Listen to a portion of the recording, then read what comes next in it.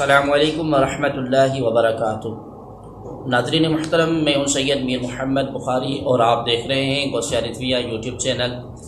ناظرین محترم، اگر ابھی تک آپ نے ہمارے چینل غوثیہ رضویہ کو سبسکرائب نہیں کیا تو ریڈ بٹن پر کلک کر کے سبسکرائب کریں اور ساتھ میں بیل والی آئیکن پہ بھی کلک کر لیجئے تاکہ سب سے پہلے نیو ویڈیوز آپ لوگوں تک پہنچتی رہیں، کیونکہ اسی چینل میں ہم اہل سنت و جماعت کے عقائد کی پاسداری کے لیے ڈیلی کی بنیاد پر ویڈیوز اپلوڈ کرتے رہتے ہیں۔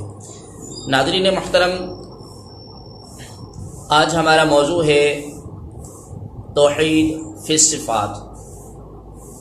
ایک ویڈیو کے اندر ہم نے عرض کی تھی کہ توحید کی 3 قسمیں ہیں: توحید فی الذات، توحید فی الصفات اور توحید فی العبادات۔ آج ہم آپ کے سامنے عرض کرنے جا رہے ہیں توحید کی دوسری قسم، یعنی توحید فی الصفات کے متعلق۔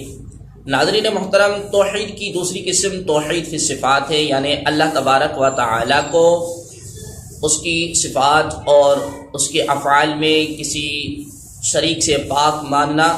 اگر کوئی اس کی صفات ہیں جیسی وہ کسی دوسرے کو اس کا شریک ٹھہرائے، یعنی مخلوق میں سے کسی میں کوئی اللہ رب العالمین جیسی صفت مانے تو یہ شرک فی الصفات کہلائے گا، اور ایسا عقیدہ رکھنے والا مشرک کہلائے گا اور اسلام سے خارج ہو جائے گا۔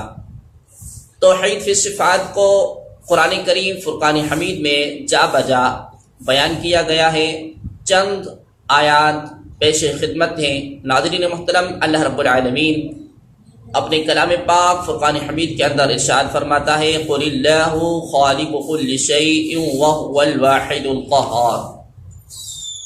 سورہ رعد آیت نمبر 16، یعنی اے محبوب کہہ دیجئے کہ ہر چیز کا پیدا کرنے والا اللہ ہے اور وہ اکیلا زبردست ہے۔ دوسری جگہ پہ اللہ رب العالمین ارشاد فرماتا ہے: الا لہ الخلق والامر تبارک اللہ رب العالمین، یعنی اسی کا کام ہے پیدا کرنا اور حکم فرمانا۔ اللہ بڑی برکت والا ہے جو سارے جہاں کا رب ہے۔ تیسری جگہ پہ اللہ رب العالمین نے ارشاد فرمایا: لیس کمثلہ شیء وہو السمیع البصیر لہ مقالید السماوات والارض یبسط الرزق لمن یشاء ویقدر انہ بکل شیء علیم، یعنی کوئی چیز اس کے مثل نہیں اور وہ سننے والا دیکھنے والا ہے۔ اس کے ہاتھ میں آسمانوں اور زمین کی کنجیاں ہیں، روزی کشادہ کرتا ہے جس کی چاہے اور تنگ کر دیتا ہے، بے شک وہ ہر چیز کو جاننے والا ہے۔ سورہ شورى آیت نمبر 12 ہے۔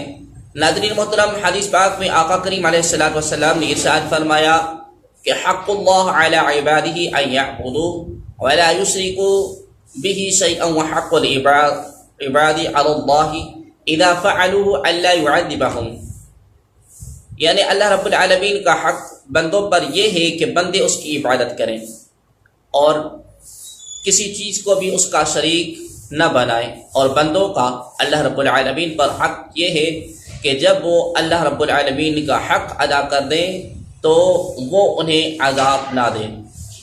ناظرین محترم، اب توحید کے معنی جب معلوم ہو گئے کہ اللہ رب العالمین کی ذات اور صفات میں کسی کو شریک نہ ٹھہرانا توحید ہے اور شریک ٹھہرانا شرک ہے، تو اب سوال یہ پیدا ہوتا ہے کہ اللہ تبارک و تعالیٰ کی ایک صفت حی ہے اور ایک سمیع ہے، ایک علیم ہے، ایک بصیر ہے، ایک مختار ہے، تو اگر ہم کسی دوسرے میں بھی یہ صفت ثابت کریں اور کہیں کہ فلاں زندہ ہے، فلاں شخص سننے والا ہے، فلاں دیکھنے والا ہے، مختار ہے، تو کیا یہ شرک ہو جائے گا؟